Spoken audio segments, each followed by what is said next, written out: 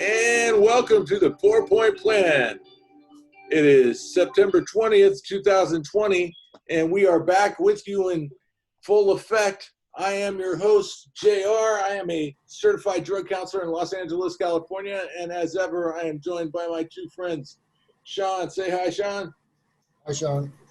And there's Hi, Mr. JR. Guy. Hello, everybody. Woo! Yes, we're getting ready to do the 4-Point Plan thing again. It is episode 12. Can anybody believe we are on episode 12? I can't believe it. I'm super excited because this is our third time on YouTube, and you guys can find us on YouTube. Just type in the 4-Point Plan episode 12, and you'll find us right here. Here we are. So we get to show up and we get to be visible, but we're still there on the podcast thing. If you just want to listen to us in your car, listen to us at work, we're stoked to be coming into your eardrums and talking about the 4-Point Plan. What is the 4-Point Plan? People are always asking me, JR, what's the 4-Point Plan? I'm like, I can tell you what the 4-Point Plan is. The 4-Point Plan is 90 meetings in 90 days. Get a sponsor and use that sponsor. Get a home group, never miss it, and get a commitment. Also, never miss that. You know what? Get more than one. Get 2 commitments. Get 3 commitments. I got a friend who is very first year in the program, have 4 secretary commitments. That means 4 times a week a meeting only happened if this guy showed up. By the way, this guy showed up to those 4 secretary commitments for his first year and now has like 6 years clean, has a life beyond his wildest dreams. Whoa, who would have ever predicted that?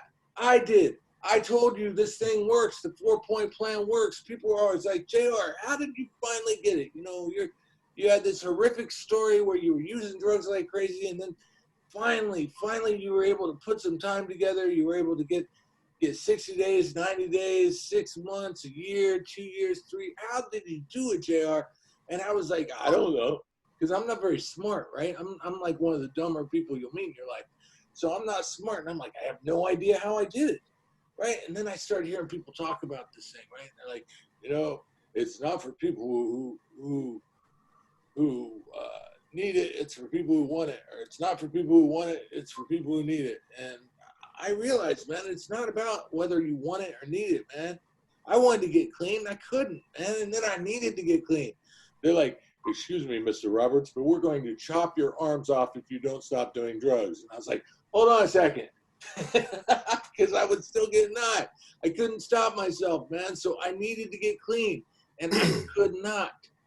But then all of a sudden I had this clean time, and I'm like, how did I get this clean time? And I realized I just did it. I hope that Nike doesn't sue me, but I just did it, you know? I just did this thing. It's not for those who want it. It's not for those who need it. It's only for those who do it, man. And if you do the 4-Point Plan, if you do these 4 things that we talk about and we tell you about, your life can expand. Your life can grow bigger than just your street or your house or your bathroom. Personally, I was in the bathroom all day long every day. And then I got clean and I came out the bathroom. You know, some people come out the closet. I came out the bathroom. I didn't have to sit in the bathroom no more. And now I have a life beyond my wildest dreams, and I owe it to the 4-Point Plan. My friends are here today to talk about how the 4-Point Plan changed them. And we're going to have like an interesting focus today. You guys have heard my story. Eventually, we're going to hear Sean's story. But today is going to be interesting because we're going to listen to Guy's story. Now, before we jump into that, man, I just want you to know, and I want Sean to share on this too, very few people in my life and in my recovery have inspired me as much as Guy. To watch this guy show up and he thought that maybe he wanted it or maybe he needed it, but he did it, man. And watching this guy, he is like a shining example of recovery. There are people that get clean and sober and stay clean and sober because they meet Guy, they observe Guy, they watch what he does, and then they kind of like imitate it and replicate it and do the same thing the Guy does. They get sober and stay sober too. So it's really miraculous watching this guy and knowing where he came from, knowing what his story was. So I'm excited to hear about it. But before we get into it, before he starts telling us his crazy story, I want Sean to kind of chime in because Sean has known Guy now for a couple of years. And I want to get his impressions because I know that you know, I've got a lot of time, and he was an inspiration to me. Sean has less time than Guy, and I want to know, what that perspective was like, what it was like meeting Guy, and what you saw, and if there's anything that you tried to emulate that he did. So, Sean, take it away. Yeah, actually, when I was going through treatment, I met Guy, and he used to do. I remember I was doing a big book study, and he used to come onto the panel, and he used to get up there, and I used to watch him, like, man, I like this guy.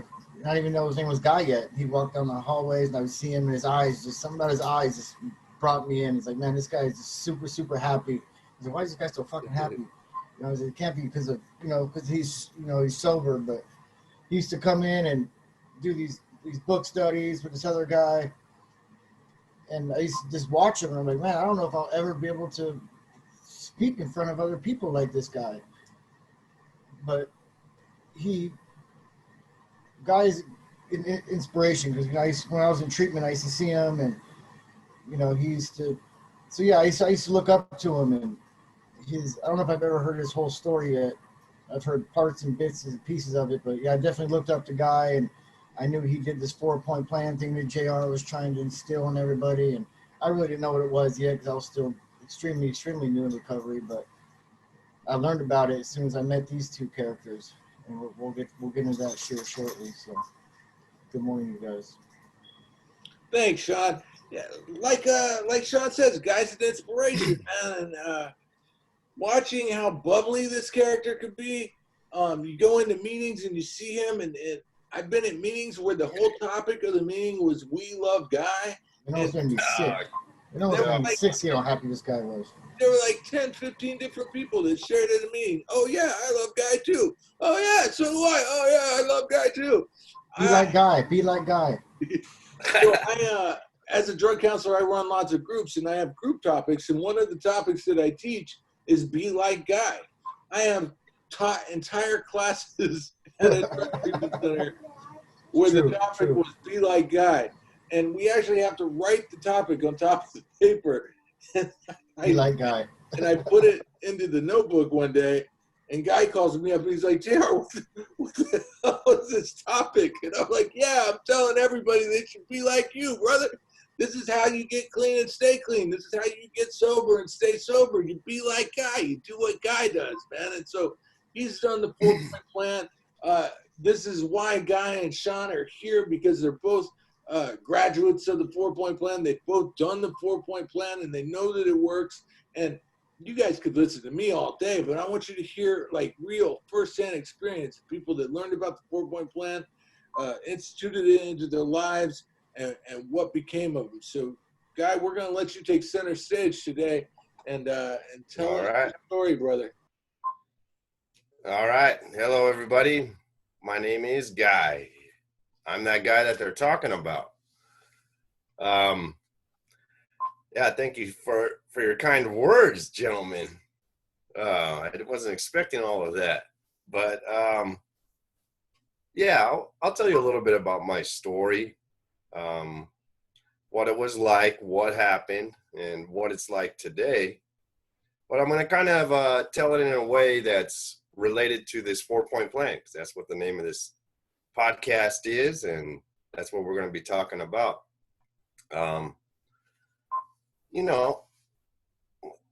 When I started off young, I found a solution to dealing with life, and that was drugs and alcohol, like most people that are probably listening to this podcast. And it felt great. It helped me cope with life. It helped me fit in. Helped me fit in with my family. Helped me fit in with other peers at school. And it wasn't all that bad. It was okay. Still did school.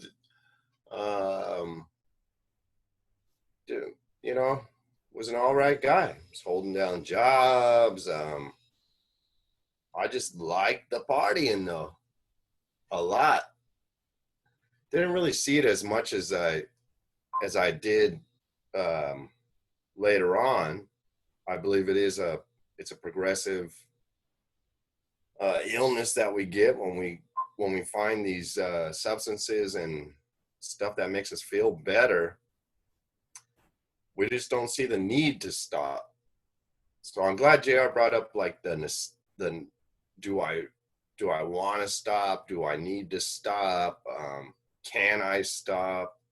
Those type of things, because ever since I first started doing it, sure, those things pop in your head.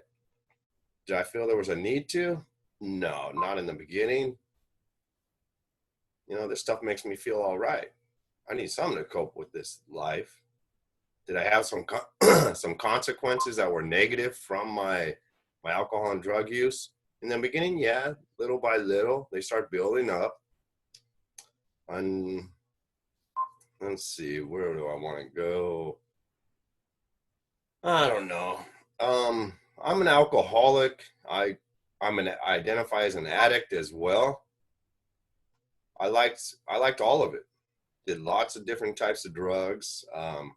Always had my alcohol involved with it. That was one of the first ones, and ended up being one of the last ones, the big one for me. So, talking about the 4-point plan and the did I want to stop? Did I need to stop? Those types of things. Yeah. You know, I did, I don't know if I ever felt like a need to stop until some of the consequences got pretty severe for the drugs. You know, I figured it was the drugs' fault, right? So, you know, some of those consequences are legal problems. You know, we get in trouble with the law, and I got in trouble with the law and had to pay some consequences with that.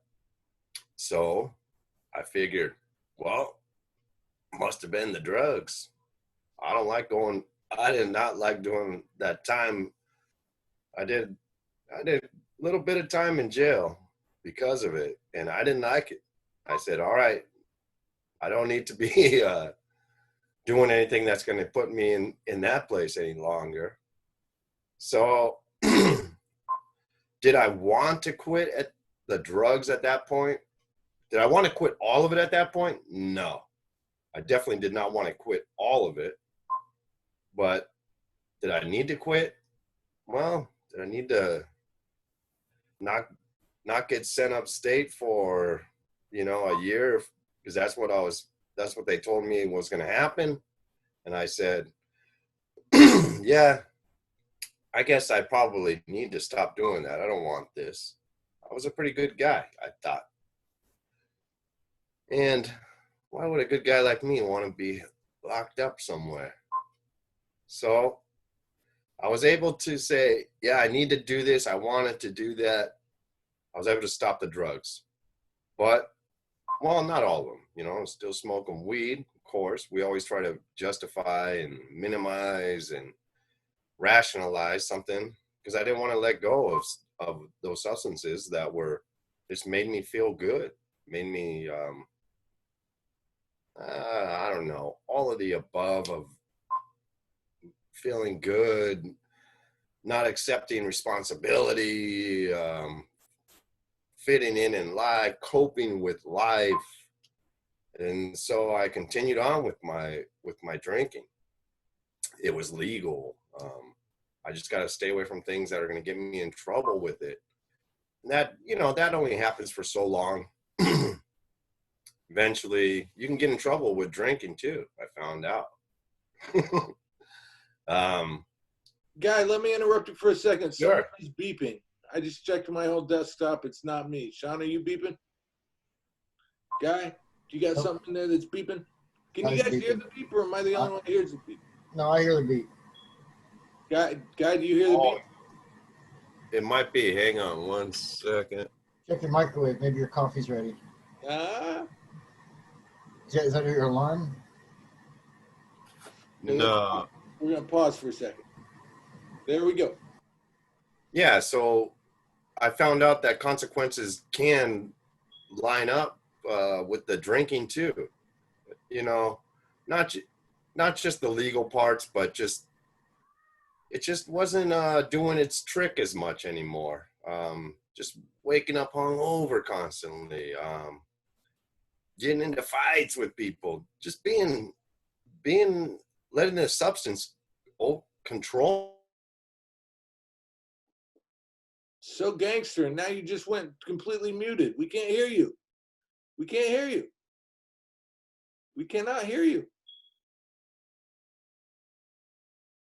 Are you trapped in a well, Timmy? Oh no, something's happened. All right, guys. Sorry, we're having technical difficulties this week, but Guy is telling this dynamic story of how he worked the 4-point plan in his life.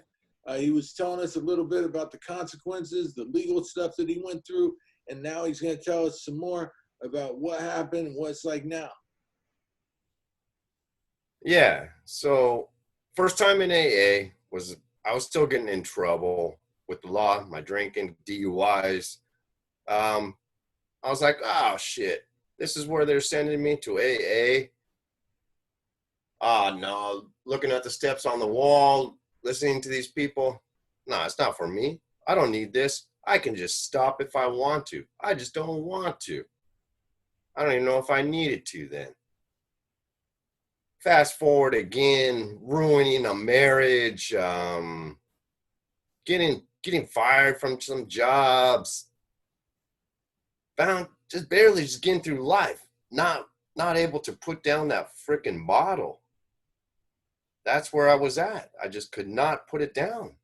No matter how much I thought I needed it or how much I wanted it, could not put that thing down. Drinking constantly. The lying, the hiding it, the denial of it, just kept on doing it. Didn't think that definitely a 12-step meeting was going to help me at all. I would go maybe 2 or 3 times a week, get out of the meeting and drink and say, that didn't work. That didn't work for me. Eventually, I ended up going into a treatment center. I was in and out of hospitals constantly. I was a type of a drinker that I would, be dropped from a job, getting kicked out of places I was living because of my alcoholism, eventually living in my car, which I was fine because no one's bothering me. I could drink in there. Walking around the valley here, having my car to sleep in, and I was cool with that until I lost my car. And, it didn't get repoed or anything. When you hear someone loses their car, right? I just forgot where the hell I parked it. So I lost my car. I was like, God, I for the life of me, I didn't know where it was at. I remember the first time you told me that. I was like, oh, you lost your car, so it's in a repo lot somewhere. And you're like, no, I don't know where it is. I forget where I parked it. I don't know. I could not remember where I parked it. I walked around for days looking for where it could possibly be, and I could not find it. And you lived in it. I lived in it, but I can't find my home. I still had my backpack, and I still had a lot of booze in there. I can't find my home, my car. My car is my home, and I can't find it. Exactly. So Can you find it? Eventually, I did find the car once I got sober. How did you find the car? Because this is pretty good too. Okay. Yeah, this is a pretty funny story. So, I was in treatment for a while. I did the residential program. I got out, got into the outpatient program. That's where I met JR. And told him that I lost my car. And he's like, man, that's horrible. And I was like, yeah, I know. I'm working right now. I need to get back on wheels. And then I got a call from a few people that I knew from growing up and stuff, and I was still in contact with even in my active addiction. One of them says, hey, my buddy says your car's it's all right, it's over here. And so I got he's like, I don't know, I thought it was going to get towed and all of this and that, but found my car. One of the gifts of sobriety. How long? How long was it sitting there? Where was it? Just on a side street? How long was it there? Yeah, it was just sitting there for a while, My but home. yeah, so I got the car back. But anyways, back to whether we want this or need it.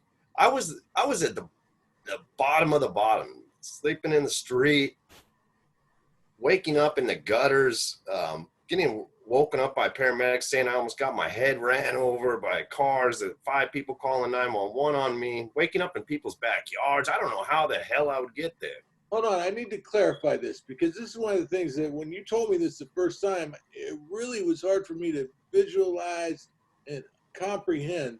When you say I was sleeping on the street and sleeping in the gutter, you're actually being literal about this, correct? Yes. I would sleep wherever I would pass out, wherever that may be. Did you just lay down on the curb in the gutter and sleep? Yeah, sometimes I would know I would be laying I'd pull off in an alley or somewhere or a park or something, but sometimes I guess my body would just collapse and that's where I would end up sleeping. Pretty scary. Yeah, very scary. That's where this illness can take us. And that's where it took me. And I just felt I was fine as long as I could just keep drinking. And then I knew it was killing me. It was killing me inside. It was my life was in shambles. And I just didn't know if there was a way out.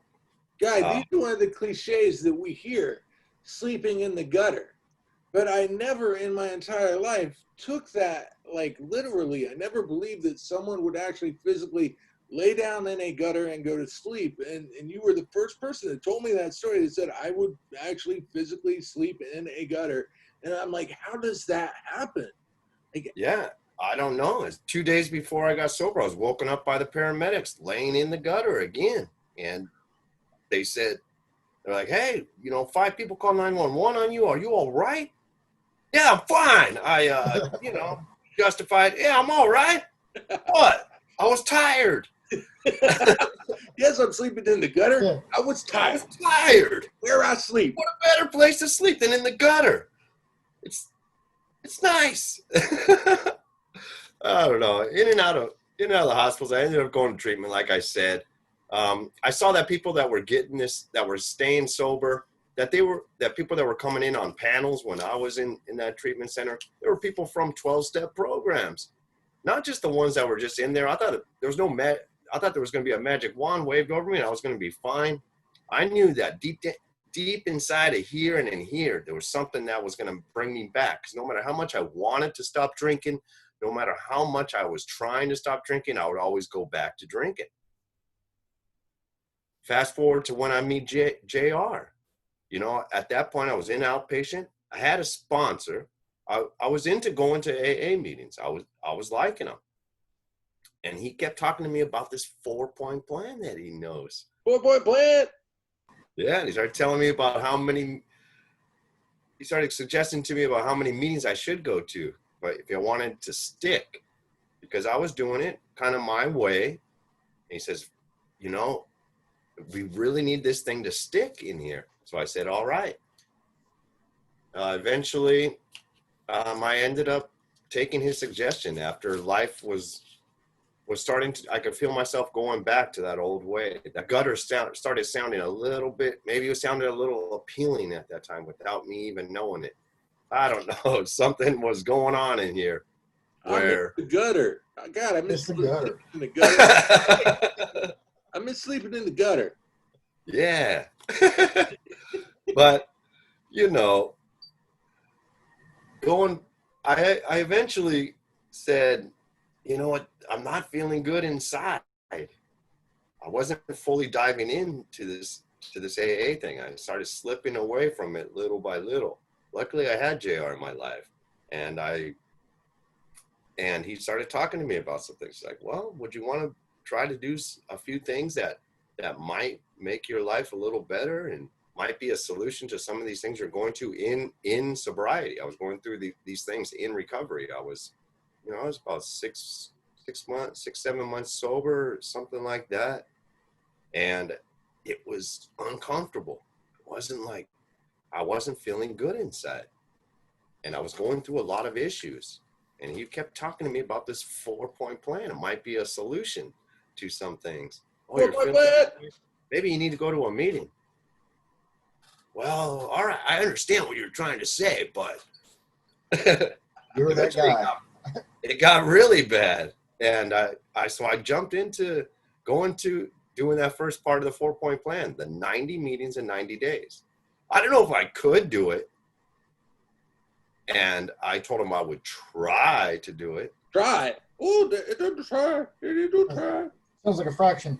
You know what Yoda says about try? Yeah, what does he say about that one? I love this one. Yeah, there's a do and there's do not. There is no try. Yeah, so he told me that. He said you either do it or you don't. There is no trying. And I probably laughed at you when you told me, when you said I'll try. I was like, you know what Yoda says. Yeah, you did. He had that look and that laugh, and I was like, what did I say wrong here? I said I was gonna try. I told you I would try. I'm gonna try. But he made a commitment to do it, and I already had a sponsor. I enjoyed the meetings, like I said a while ago. I enjoyed meetings. I was just gonna start going to them every day, and that I did. I started doing it. Didn't see the effects of it right away. It takes a while to really see the results and feel the effects of going to a meeting every day for 90 days. Hold on. That's important to note. And I want people to think about this. Yes. People that use drugs and use alcohol, we are impatient people. We like drugs and alcohol because our brain acknowledges that it gets us feeling better faster. And that's what we get addicted to, I think, more than anything else, is feeling better faster. And the truth about going to 90 meetings in 90 days is it takes 3 months, man. And it takes a while to feel better. And we're impatient people, and we don't like doing shit that takes time. We like doing shit that gets us high in a fraction of a second. That's why people smoke crack and shoot heroin and drink shots. You can sip on a glass of wine or sip on a beer for a while, and you'll still end up drunk eventually. No, they figured out a way to make moonshine so that you can just take one shot and boom, be drunk immediately. This is how addicts like it. We want it to happen now, but no, 90, it takes a while. Instant gratification. What was that, Sean? Instant gratification. Yes. And that's why I wanted to I'll give it a shot. My new meetings did make me feel good, but to see the results, you don't see them until later, right, guys? Whether it be the result of any of the other the parts of the 4-point plan, you think a sponsor's gonna just help you right away. It's gonna be hunky dory just because you got a sponsor, or you got a commitment. The commitment one, that one is another one where you get a job at a meeting and you're like, all right, I got the job at the meeting. How am I going to start feeling better right now? You start getting the commitment one. I started getting to know people, and I was being accountable to something. I was showing up, doing my job to help the greater whole of the meeting do its part. I felt like I was a part of the meeting then. And those meetings became my home group. The meetings that I would attend each and every week at that particular time. I'm telling you, I was able to stay sober for a little while, but something wasn't feeling good. Something wasn't feeling right. I wasn't being a part of AA. When I started doing that 4-point plan, I started becoming a part of. I started feeling different inside little by little. And Come on, guy, rest- tell the truth. You did a 3-point plan for a while. sure, I did. Yeah. Yeah, I did a 2-point plan for a while. I did a 3-point plan.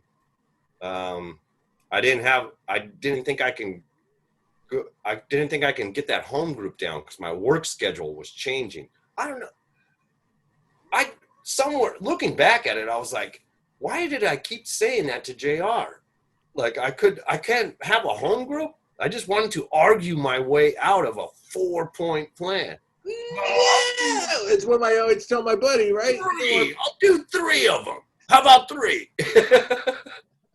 The home group one killed me. I was like, even though I liked it, there was one meeting that I really liked going to, but I just said, well, I don't know if I really can, because sometimes my work asks me to work on that day during that meeting. Sometimes they do, JR. But I'll give it my all. I didn't want to say try anymore. I'll give it my all.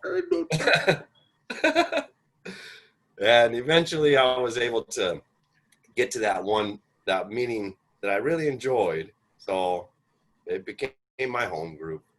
And that's when I started doing all 4 points of that 4-point plan. And my life became wonderful. I don't know. I feel like I've been talking a lot. What do you guys got to say about this? Well, I think you kind of got to turn the corner, though. We realized it took you a while to get to doing all 4 points, and then you did. And that's when you blossom, brother. That's like, I don't know if you see you the way that we see you, but what happens is Sean and Guy and I all attend a meeting on Friday night. Guy is the secretary. And when you go into that meeting and you do your secretary thing, you're very bubbly when you do it, but the other people in the meeting massively respect you and massively are entertained by you, and several, if not everybody in there loves you. So I believe that. Corner, and you became this person, man. And I believe, it's a 4-point plan thing. You unlock your potential when you do the 4-point plan. Sean, describe what Guy's like in his Friday meeting. Oh man, his energy is just, you can feel his energy even through the Zoom meetings. When they say, guys, the secretary, you see everybody's face light up. His face lights up. He's smiling. And even to this day, I'm like, how the fuck is Guy always so happy all the time? This guy's so bubbly. It's because he does the 4-point plan. I always used to think like, man, I wonder if Guy wakes up in the morning and just smiles right away. And as soon as he opens his eyes, he's smiling. I'm like, why is this guy so happy? But in the meetings, everybody's like, oh, Guy, thank you, Guy. Your energy and you glow and your just everything about you, I look up to you, and yes, it is due to the 4-point plan. Well, there's another piece of it that is just outrageous, and what it is it's holidays. When holidays roll around, Guy gets dressed up, and I make fun of him because I make fun of my friends. I do. I was raised that way, but it'll be the day before Valentine's Day, and I'll be like, Guy, tomorrow's Valentine's Day. Don't come dressed like an asshole. And then the next day he'll show up and he'll have like hearts on his shirt and like a hat made out of hearts and a tie with hearts on it. I'm like, oh, Guy. And he does it for every holiday. He dresses like a leprechaun for Shamrock Day. What is that? St. Patrick's Day. He dresses like a leprechaun. He dresses like Santa or an elf on Christmas. Even the Day of the Dead, he dresses like I've never seen you at a meeting on the Day of the Dead, and I was like, this guy.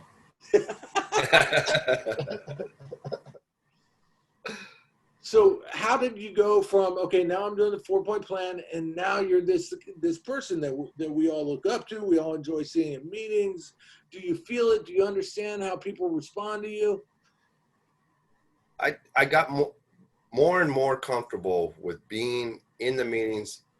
I got to meet a lot more people. The more meetings I went to, I got to meet more people. Having the commitment at a meeting, I started talking to a lot more people that I probably wouldn't have talked to at a meeting. I just became a part of a lot more. I felt like I belonged, not just showing up to a meeting, sitting way in the back, just observing everybody, you know, just checking it out like a fly on the wall. Yeah, I go to meetings. Yeah, I don't know. I don't know if it works. Yeah, probably.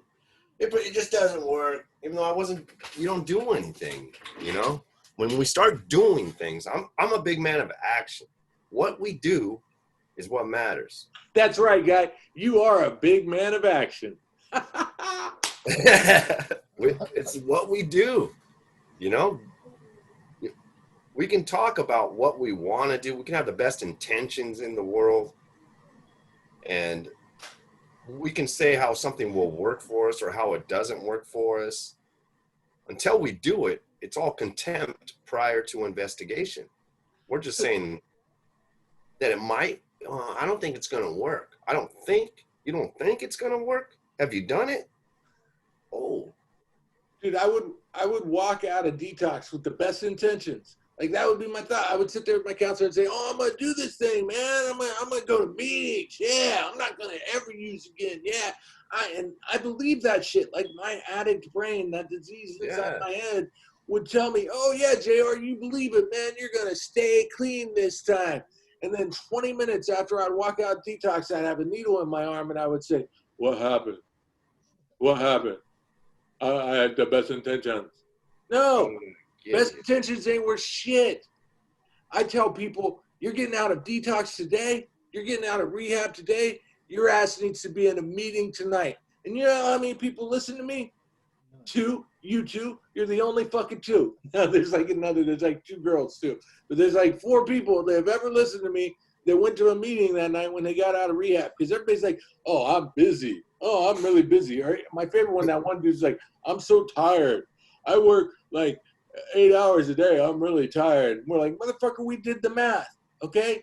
If you go and sleep for 8 hours and you go and work for 8 hours, then you still have time to take a 3-hour shower, a 4-hour dinner, and still spend an hour in a meeting. Yeah. Your intentions ain't shit unless you do this thing. That's right. No more trying. It's a little harsh. Sean, you did it, right? You went to meetings. Sean goes to more meetings than we do, guy. And you and I, we hit a lot of meetings. We're meeting makers. Maybe it's because he's got, 17 months?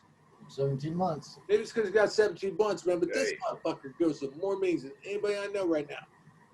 Well, yeah, my life depended on it if I didn't. You know, when I think I did the 4-point plan, but the first one I did was sponsor. I did the sponsor first, and then that's where got me my home group.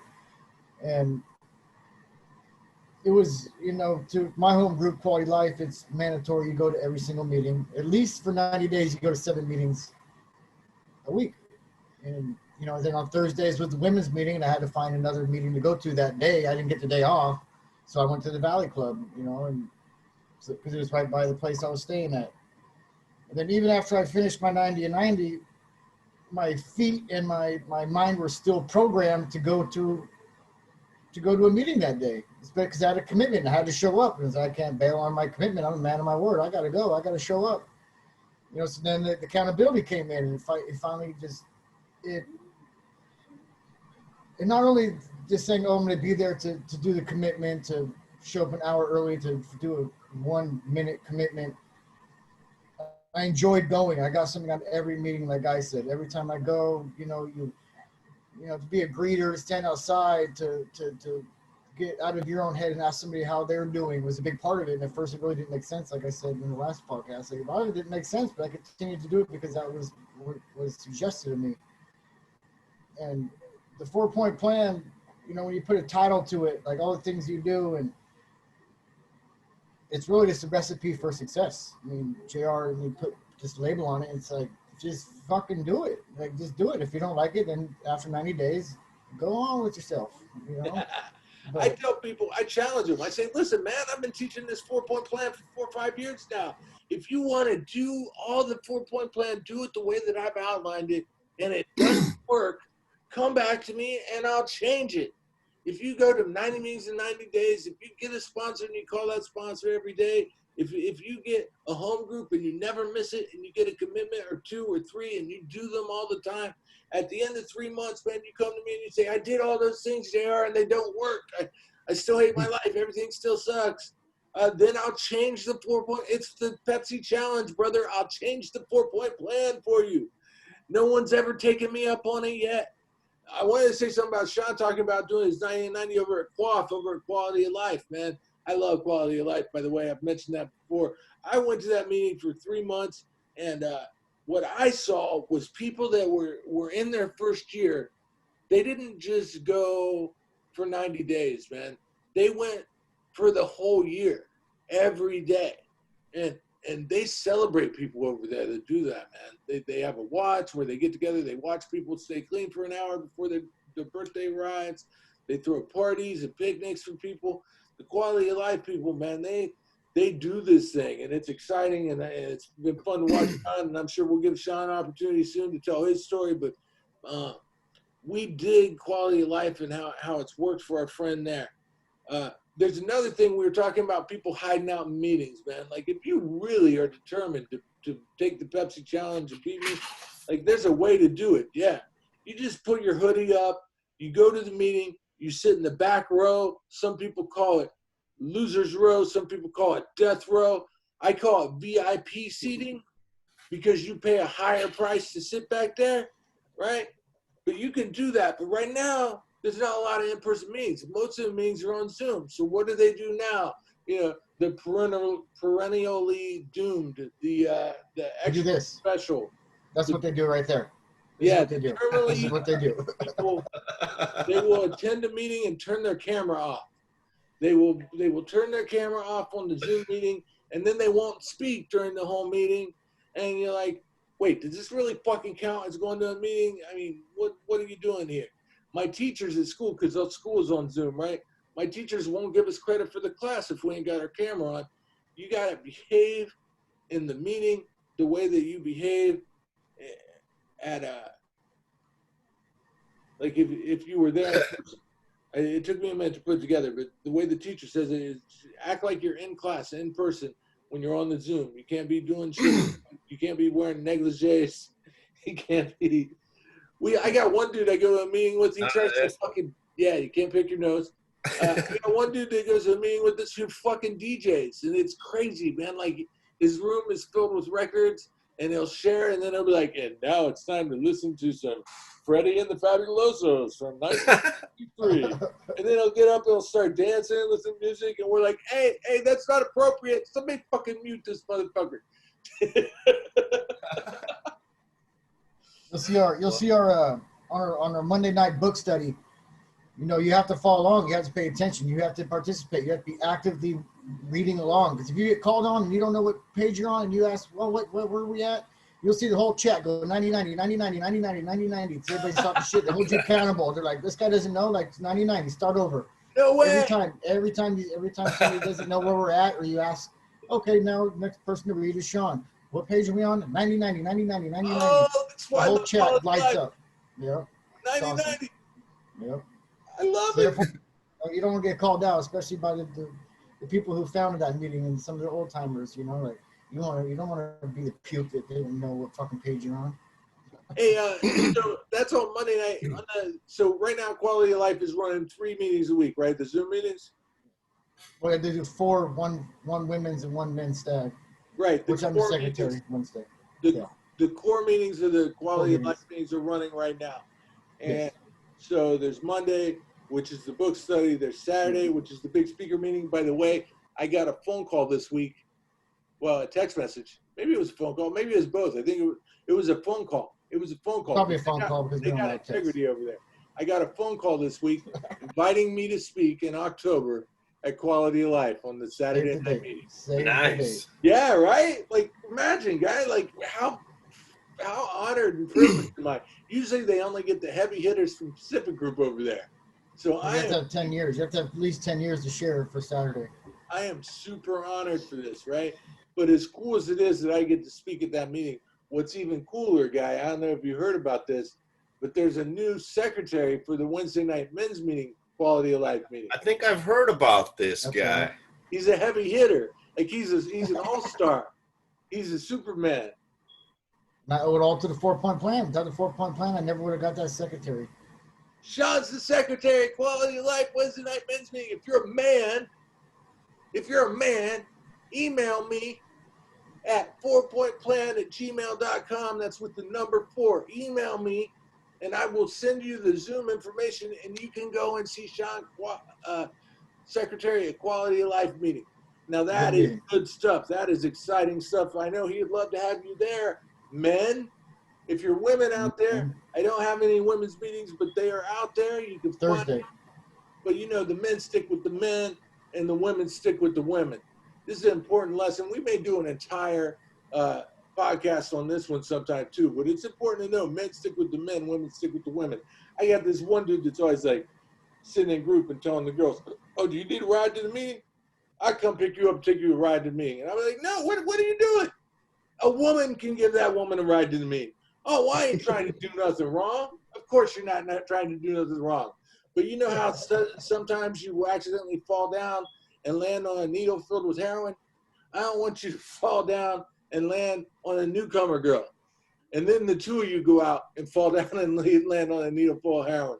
Fall down and land on a bottle of Jack Daniels. No. Men stick with the men, women stick with the women.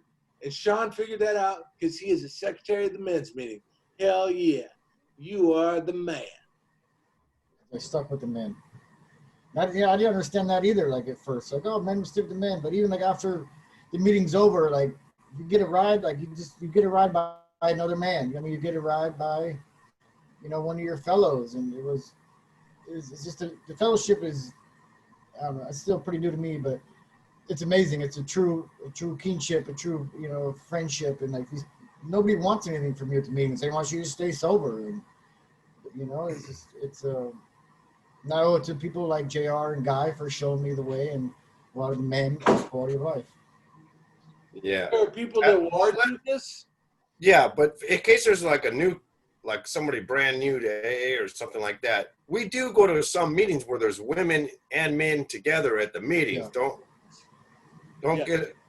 Yeah, Doesn't mean you have to go to only men's meetings. He's just saying that they are good to attend to. And if you get a sponsor, a guy should get a guy sponsor and a woman should get a woman sponsor and all of that kind of stuff. If you need a sponsor, I know a guy. Remember we talked earlier about best intentions, man, and you can believe in yourself that you have the best intentions in trying to help a newcomer, and she just happens to be a girl. But my sponsor would point out to me when I was early in recovery, JR, you don't know what your intentions are, brother. Do you remember when you intended to stay clean and you ended up high? Well, you might intend to have a harmless relationship with this girl, and then the next thing you know, you sleep with her and she goes out and relapses, and it's your fault. Your intentions, you can't trust your intentions, especially when you're new. True. And you guys, as well as I, have watched people in the rooms, dudes who got a lot of clean time, a lot of sobriety time, and then you see them get involved with some girl who's new, and you just shake your head. You're like, nah, man, we know that's not the way it works. You ain't going to stay sober if your mind is stuck on some chick, man. Even if you got a lot of clean time. I've seen dudes with a lot of clean time, a lot of sobriety time, go out and relapse because they got involved with a newcomer girl. So you got to be careful. You got to be real careful about where you sow your seeds, so to speak. No pun intended, or? Yeah, I think I intended the pun. Yeah, you did. Hey, Guy, thank you so much, man, for sharing your story with us today. I find the story to be inspirational, motivational. It's interesting. It's really terrible at some points, man, and I worry about what you've been through. But I love the fact that we're part of the same fellowship, and we can kind of be there for each other and help you get through the tough times. And you never have to live like that again, man. You never have to drink again, and that's inspiring to me because I know. Even if I want to, I don't have to. Right. And I could tell, man, that you were a drinker of the desperate variety, man. You were the kind of person that would wake up and be like, I like this gutter. Leave me the fuck alone. I'm gonna drink some more. And the fact that you haven't. Where's the bottle? Yeah, where's the bottle? And the fact that you haven't drank it so long is an inspiration. What's your clean date? January 13th, 2017. Wow. So that means you got 3 years clean, sober. Well into your Over 4th 3 year. years. Well in your 4th year. Well into the 4th year now. Wait, January what? 13th. Wow. Friday the 13th as That- on top of it. That is a really good clean day, man. 1/13/17, huh? Have you ever considered getting that as a tattoo? Hell no. You can tattoo your clean day on there in real I heard that's big, real big letters. People say that it might jinx it, so I don't know. If you get sober again, make sure it's on July 18th. You just change the 7 to a 1 and a 3 to a I have it tattooed on the inside of my heart. Oh. Oh, you have a heart now. Nice. Yeah, I found it. I was like the Tin Man. JR does too. Hey, let me tell you about the clean day. Wow, Right, man. it's really important, man. No one can ever take that away from you. January yours. 13th, 2017. No one can ever take that away from you, guy. Only you can take that away from you. Put it in And, my phone right now. and before Put it you in my phone. before you ever change your sobriety date, you call me first. All right? I like to party. Nobody ever calls me first. I like to party. I'm JR and I like to party. I'm like Hot Rod. My name is Rod. I like to party. I'm JR. I like to party. You call me first. All right? And if you have a good enough reason to drink, or if you have a good enough reason to use drugs, I'll buy. I'll buy. Now, saying that, just, Holy moly. yeah, let me make this clear, though. Oh, I got a friend, man, and he's got like 40 years clean, okay? And his son died in his arms. And he did not drink, man, and he didn't use any drugs. It's painful, as you can imagine, man. The worst thing I could ever imagine. He went through that and stayed sober, man. He stayed clean. And if that dude didn't have to use, I can't imagine a reason that would be good enough to have to use or have to drink. So call me first if you ever decide you want to pick up that bottle. And if it's a good enough reason, I'll buy the bottle. I'll get the top shelf shit, the good shit, the Frangelico or whatever you like, you know. I always like the big giant bottles made out of oranges and shit. There you All go. right, Save guys. the date, guy. I saved the date. January 13th. Call guy. Guy's birthday is in there. Oh, that's right, because Sean's part of quality of life, and he has to call people every day and say happy birthday to him. Happy birthday. Yeah. I All like right. I like that. I love you guys. I'm so proud of you, Guy. Do you have any closing words you want to tie in before we sign off this week? Yeah, just a little advice. Go to a meeting. Go to a meeting. Don't go to one meeting. Go to 90 meetings. Yeah. Sean, what you got, baby? I love my Sunday mornings now.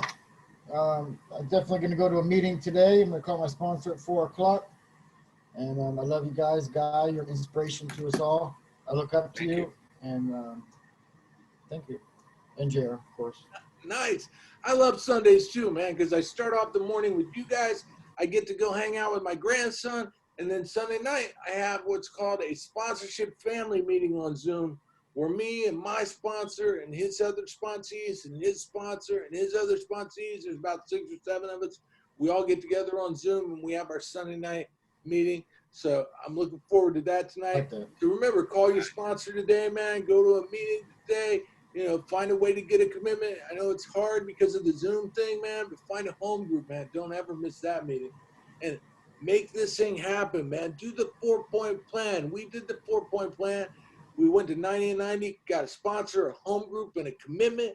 And now we have found a life beyond our wildest dreams, and you can too. We believe in you. Thank you again for coming to the 4-point plan.